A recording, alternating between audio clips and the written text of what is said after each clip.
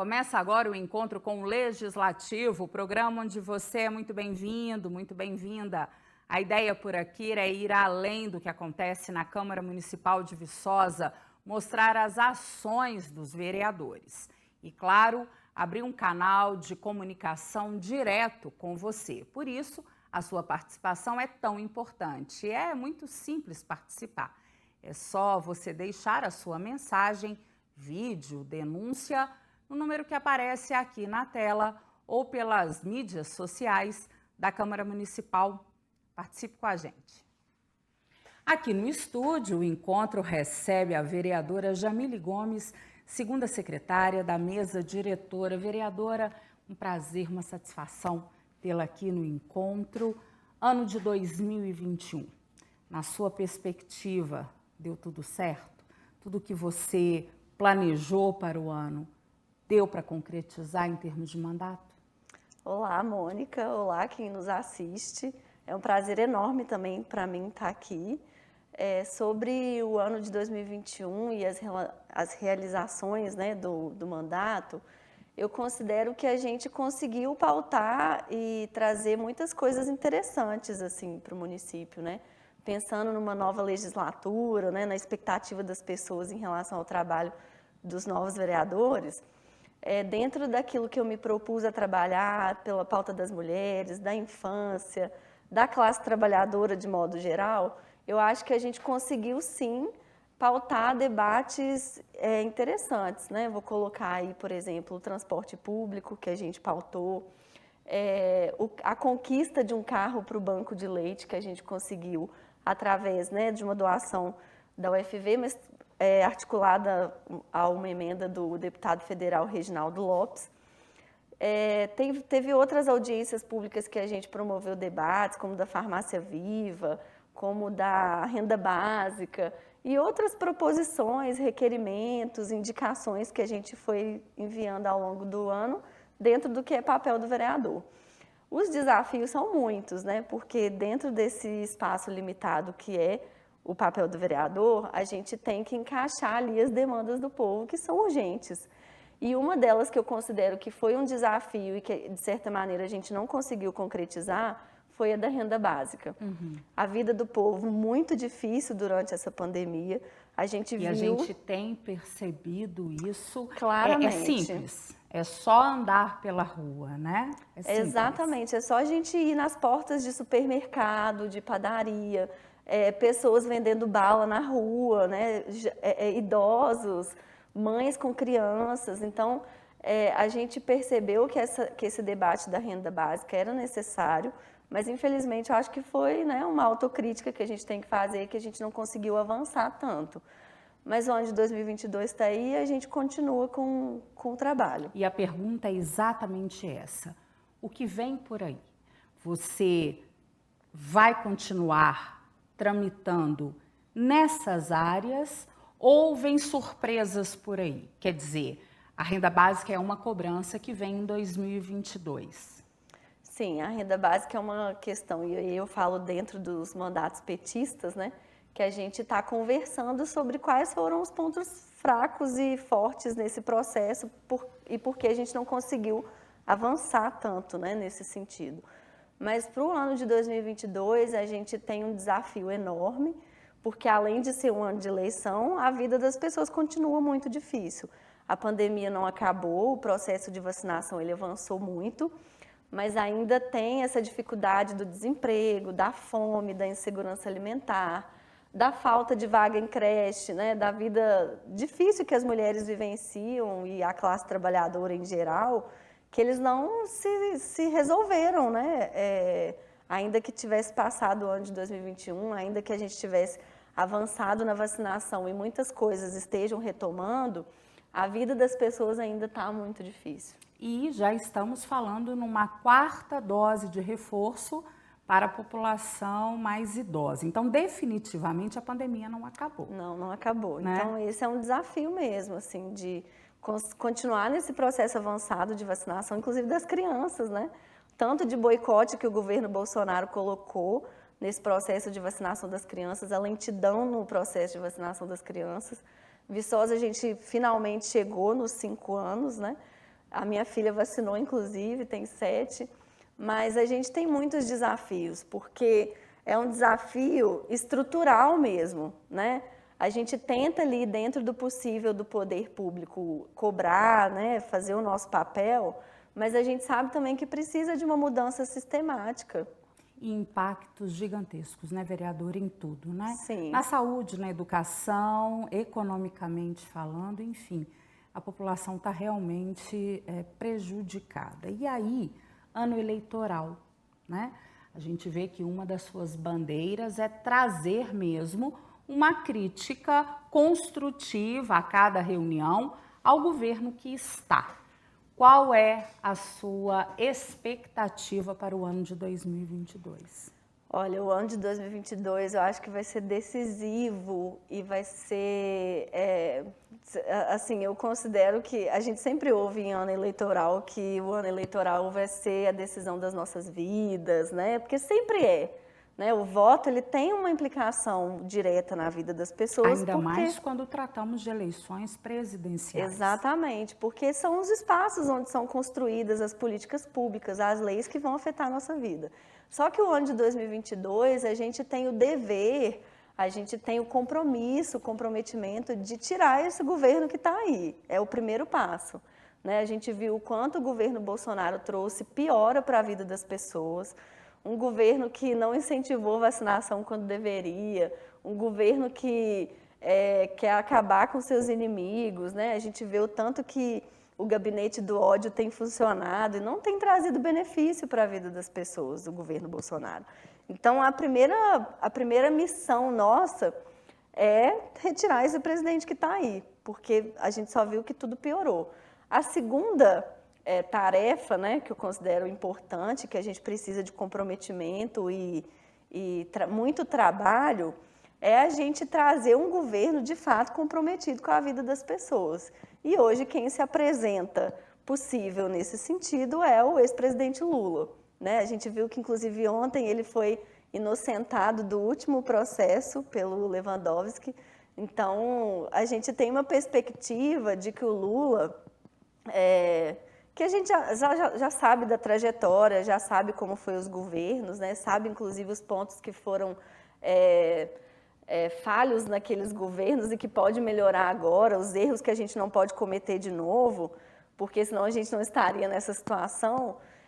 Então, hoje, quem se apresenta possível de comprometimento e vínculo com a classe trabalhadora é o ex-presidente Lula. Mas isso não quer dizer que Lula vai salvar o Brasil, né? Que tudo vai estar bem e feliz se o Lula ganhar no primeiro ou no segundo turno. Não vai ser uma eleição fácil. A gente tem o comprometimento e a tarefa também de eleger deputados e deputadas, né? Que vai ser...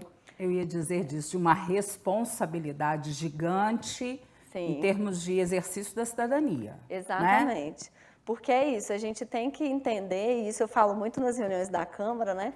Que o papel do deputado não é só mandar emenda parlamentar para as cidades, né? Ainda que sejam muitas emendas boas que contribuem para a construção da infraestrutura e das políticas públicas na cidade. E esta Câmara, eu acho que tem conseguido, né, emendas parlamentares que já estão, inclusive, na conta do Executivo. Sim. A gente tem falado muito disso aqui, que é um auxílio, mas não pode se resumir. Não né? pode se não resumir. Pode ser só isso.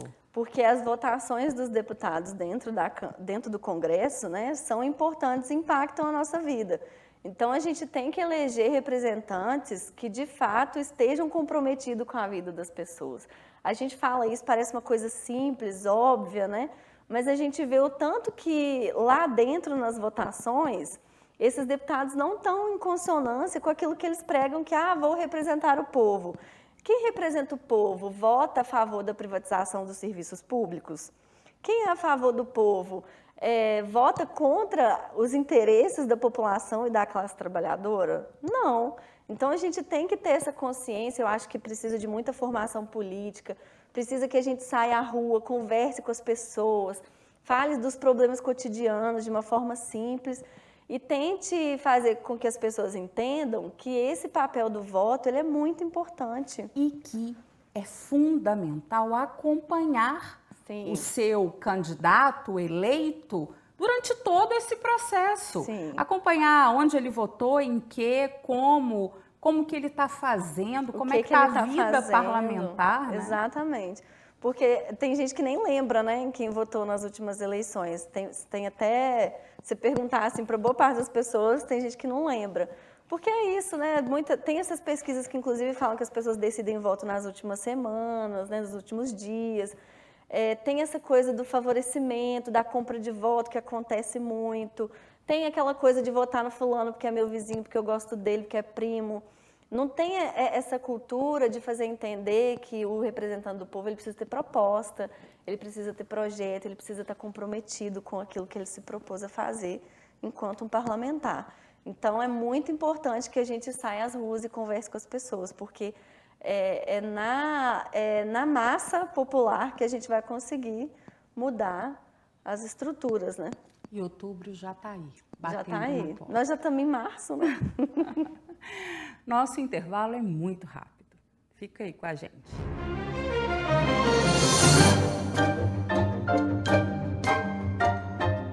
Estamos de volta e hoje o programa conversa com a vereadora Jamile Gomes. Vereadora, mês de março, mês dedicado à mulher, terça-feira, Dia Internacional da Mulher. Semana passada, a última reunião ordinária que nós tivemos, entrou então para leitura um projeto. Conta para a gente o que é o projeto, o que trata. Ele deve estar na pauta já na terça, que é o Dia Internacional da Mulher. Fala um pouquinho para a gente. Então, Mônica, esse projeto de lei ele foi construído a muitas mãos, né? Eu tenho sempre esse compromisso de, antes de pautar, protocolar um projeto de lei, conversar com o máximo de pessoas possíveis, os conselhos municipais, né, que tem um papel importante de fiscalização também. Então, esse projeto de lei é um projeto que institui a Semana de Enfrentamento às Violências contra as Mulheres. É um projeto que visa, de uma forma educativa, né, promover uma semana que vai ser do dia 7 ao dia 13 de agosto, que marca a semana de homologação da Lei Maria da Penha. Então, é o aniversário, né, seria o aniversário da Lei Maria da Penha, que é um instrumento importantíssimo de enfrentamento à violência no Brasil, é estudado, inclusive, por outros países, e que, infelizmente, surgiu a partir de uma tragédia que aconteceu com a Maria da Penha, né? Mas que se transformou em luta e em movimento nesse sentido, em defesa das mulheres. Então, a gente pautou esse projeto, e eu falo a gente porque tem a contribuição da assinatura da vereadora Marli, e da vereadora Vanja também. Das representantes femininas dentro da Casa Legislativa. Isso, da bancada feminina da Câmara Municipal. Então, a gente conta com a assinatura delas, né, enquanto coautoras. É um projeto muito importante, Mônica, porque essas questões culturais que diz respeito à cultura, né, e o comportamento das pessoas, não existe um remédio que você vai comprar na farmácia e vai acabar com o machismo, vai acabar com a misoginia, vai acabar com as desigualdades de gênero, vai acabar com o feminicídio, enfim. Então, não existe. O que a gente tem que fazer nesse sentido são campanhas educativas, são campanhas de conscientização, é promover esses debates. Então, o projeto de lei ele tem esse objetivo, de promover uma semana de conscientização, com panfleto, com audiência pública, com a gente na rua conversando com as pessoas, uma semana intensa de mobilização e que a gente pretende e espera que seja ritualizada a cada ano, né, para que isso seja de fato instituído e praticado no calendário municipal. Então, a gente entende que o fim das desigualdades e essa luta contra as desigualdades de gênero ela acontece nesse debate da cultura, né, do comportamento das pessoas. Então, é nesse sentido. Luta retórica, né? Sim. É lamentável ainda a gente ter que discutir isso em pleno século, em pleno ano 2021, mas a Lei Maria da Penha funciona e talvez seja uma das que mais funcione dentro do país, o que já é uma conquista. Né? Que não deixa de ser uma conquista. Então, é louvável porque é o que o poder público pode e deve fazer. Exatamente. São ações de conscientização, ainda que seja retrógrado, né? Sim.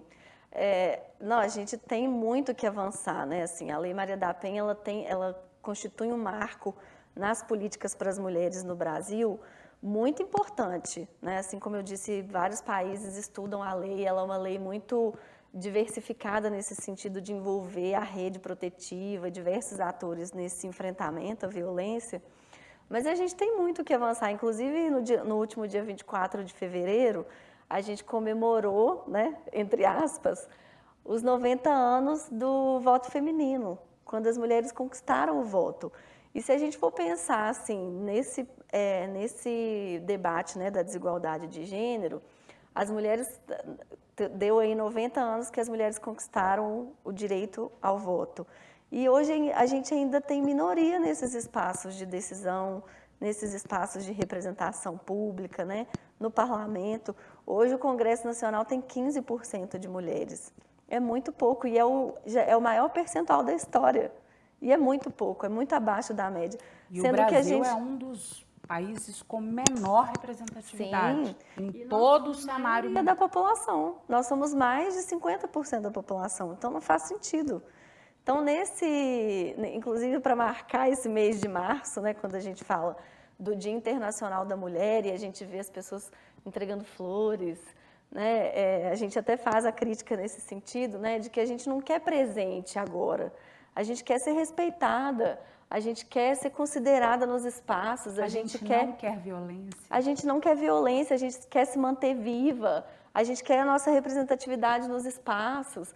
Então, o mês de março e o 8 de março, a gente fala que é mês de luta das mulheres, que é o mês de luta, que a gente enfatiza todas essas desigualdades e o quanto a gente quer o fim delas. E a pandemia trouxe isso, né? Estatisticamente aumentou absurdamente o número em termos de violência contra a mulher, escancarou isso e a gente precisa dessa luta, né? Sim. Dessa luta constante. Não, a pandemia, ela escancarou tudo de desigual que tinha na sociedade, né? A pobreza, a miséria e a desigualdade de gênero, né? Que veio aí junto com a sobrecarga das mulheres no ambiente doméstico, né? Que não tiveram com quem dividir o cuidado das crianças, que não tiveram com quem dividir o trabalho do cuidado e da casa, né?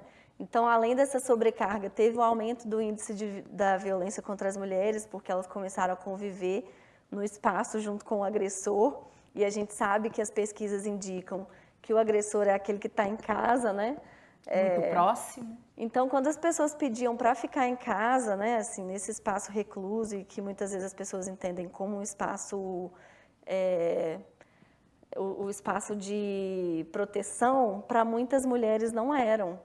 Então, isso evidenciou muito na pandemia, infelizmente, e é urgente que a gente tome medidas para que isso se dissolva, né, para que isso acabe. E fica aí, né, até quando? Bom, ainda temos mais novidades, o projeto ainda não entrou em pauta, mas há uma discussão interna sobre trazer de volta a ouvidoria da mulher, que até então foi chamada de procuradoria há uns anos atrás, agora poderia estar configurado em uma ouvidoria da mulher.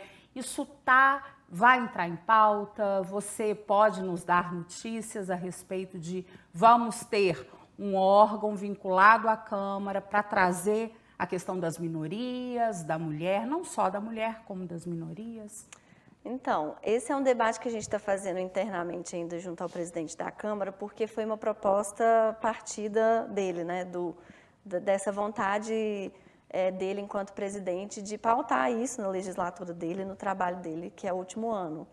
Então, inicialmente a conversa era para a gente reativar a Procuradoria da Mulher, que é um órgão institucional vinculado à Câmara dos Deputados, às Assembleias Legislativas, e as câmaras municipais que têm esse compromisso, né, de preservar as políticas para as mulheres, zelar pela participação das mulheres na política, promover políticas públicas, fiscalizar o executivo e, de certa forma, receber e encaminhar denúncias de violência.